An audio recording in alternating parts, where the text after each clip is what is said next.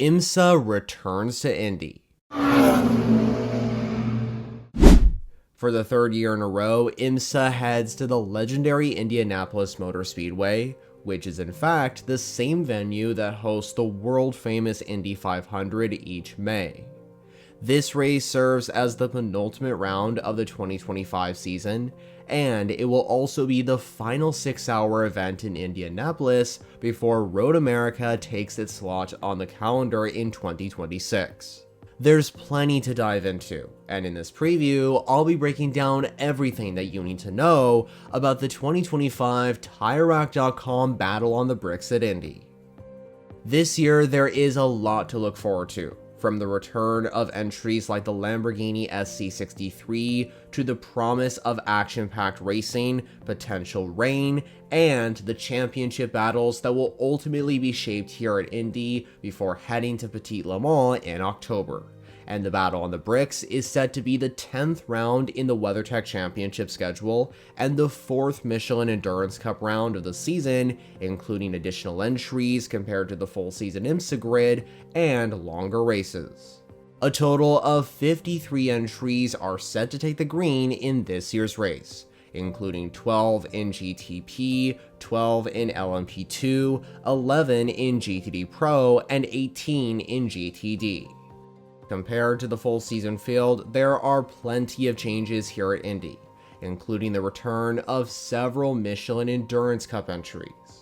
These include the number 63 Lamborghini GTP, the number 19 Van der Stur Racing Aston Martin Vantage in the GT Daytona class, then there's this all-red 296 from AF Corsa, which is the number 21 car, Triarci's second Ferrari 296, the 023 Ferrari, the number 47 Settler Racing Ferrari GTD, the number 80 Lone Star Racing Mercedes, and finally the number 75 Mercedes from 75 Express. And this entry is particularly notable because it's bringing Mercedes-AMG back to the GTD Pro category for the very first time since Daytona, when 2 Mercedes entries competed in the Pro class, one of which was that 75 Mercedes I just mentioned.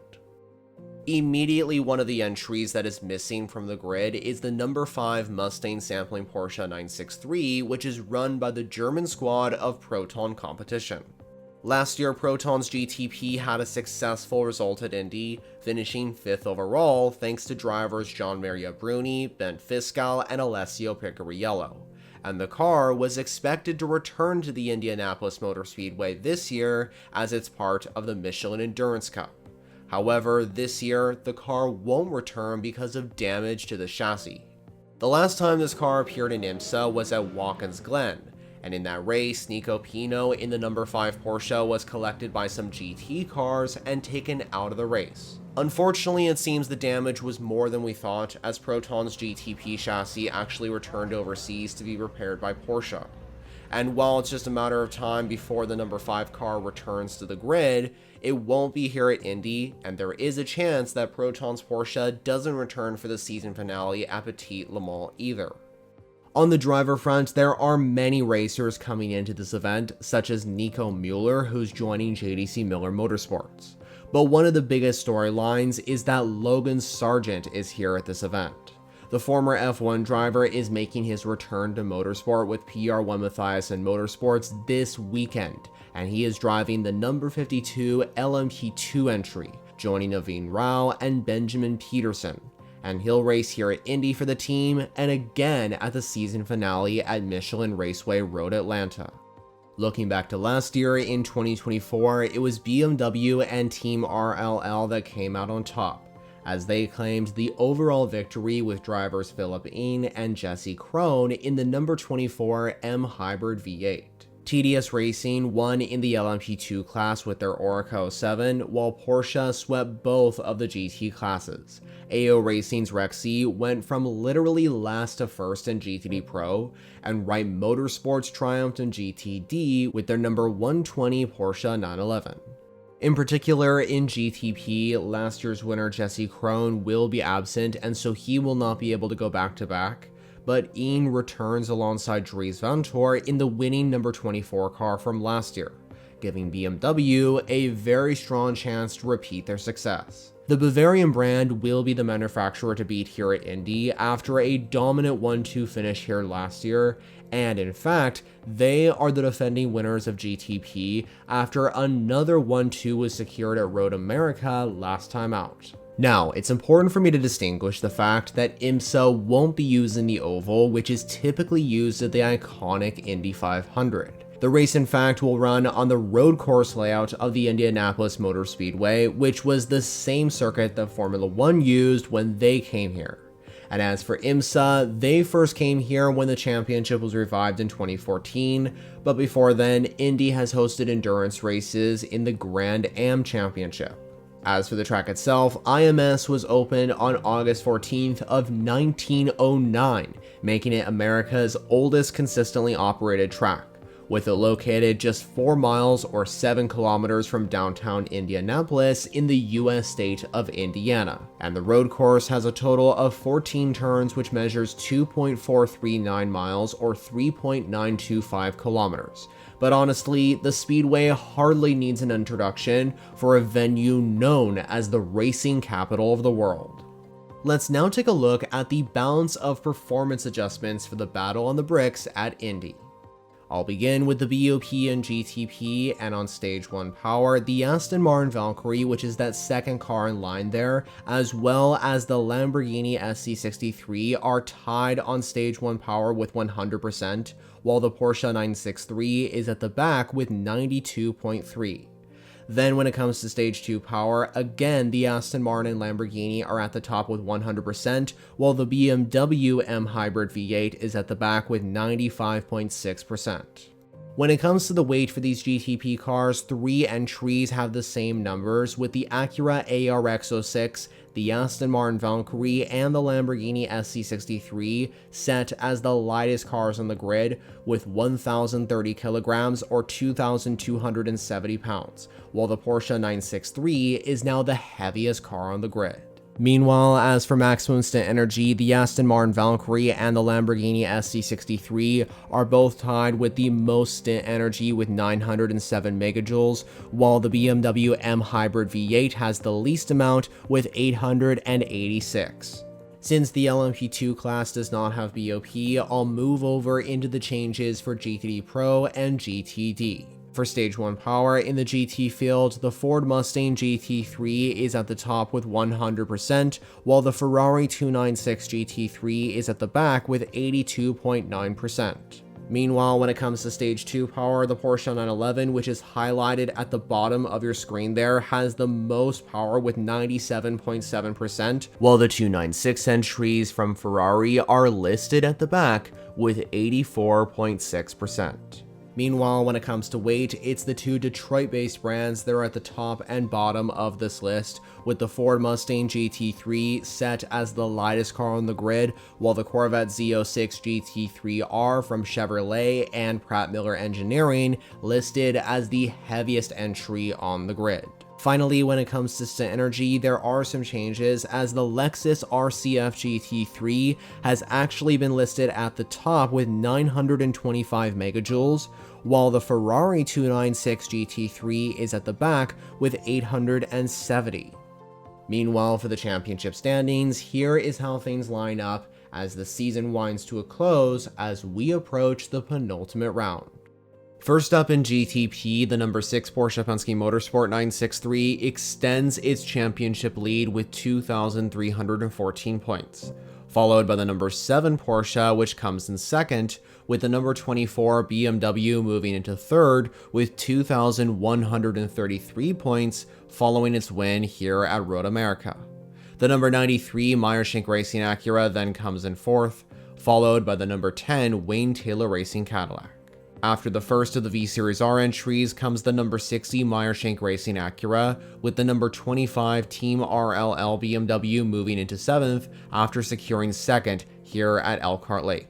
The number 31 Whelen Cadillac then comes next in 8th, followed by the number 40 Wayne Taylor Cadillac, with the number 85 JDC Miller Motorsports Porsche sitting in 10th with 1,680 points.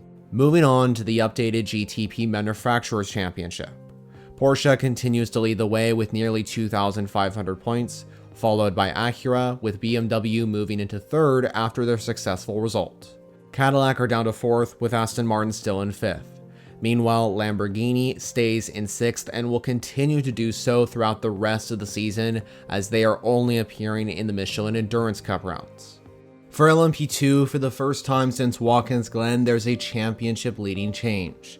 The number 99 AO Racing Spike entry has moved into the lead with 1,682 points, with the number 22 United Autosports Orca moving down to second after its dreadful race at Road America. The former championship leading number 74 Riley car is in third, followed by the number 43 Inter-Europol Orca, which sits in fourth, while the number 11 TDS Racing Orca has moved into the top 5. As for the remaining 5 in the top 10, the 04 CrowdStrike by APR entry has moved down to 6th behind the TDS Racing car, while the number 18 Era Motorsports Orca is still in 7th, followed by the number 2 United Autosports Orca, the number 8 Tower Motorsports car, and the number 52 PR1 Mathiasen Motorsports entry completes the top 10.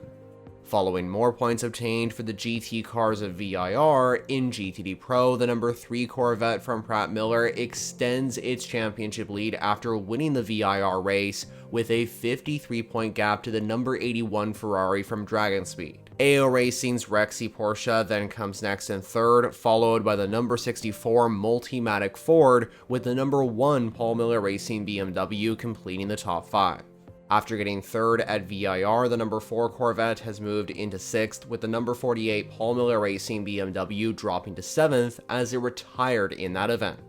Following those entries comes the number 65 Ford Mustang, with the number 9 Pfaff Lamborghini right behind, and the number 14 Vasser Sullivan Lexus completes the top 10. Finally, in GTD, the number 57 Windward Racing Mercedes extends its championship lead as it won yet another victory at VIR, with the number 27 Heart of Racing Aston Martin in second, with the number 12 Vasser Sullivan Lexus right behind in third. The number 96 Turner Motorsport BMW has moved into fourth, with the number 120 Wright Porsche completing the top 5. The number 34 Conquest Ferrari is in 6th, followed by the number 13 AWA Corvette, with the 021 Ferrari from Triarsi Competizione moving into the top 10 for the first time this season after securing 2 podium finishes at Road America and VIR, with the number 70 Inception Ferrari dropping to 9th, with the CTMP winning number 45 Wayne Taylor Racing Lamborghini completing the top 10. Now, I also want to point out that the battle on the bricks at Indy is not the only race that's taking place, as the WeatherTech Championship is also joined by 3 of IMSA support series, which are the Michelin Pilot Challenge, the Lamborghini Super Trofeo Series, and finally, the Porsche Carrera Cup of North America. As for the 6-hour endurance race though, the schedule looks like this. Saturday, September 20th will feature the qualifying sessions for the battle on the bricks, with race day being on Sunday, September 21st, with the green flag at 11:40 a.m. local time. And by the way, Indianapolis is located in the Eastern Daylight Time Zone. As for watching this race live, coverage will be available on the Peacock streaming service and the USA Network, and that is going to be the NBC broadcast, while international fans can tune in live through IMSA TV or on IMSA's official YouTube channel.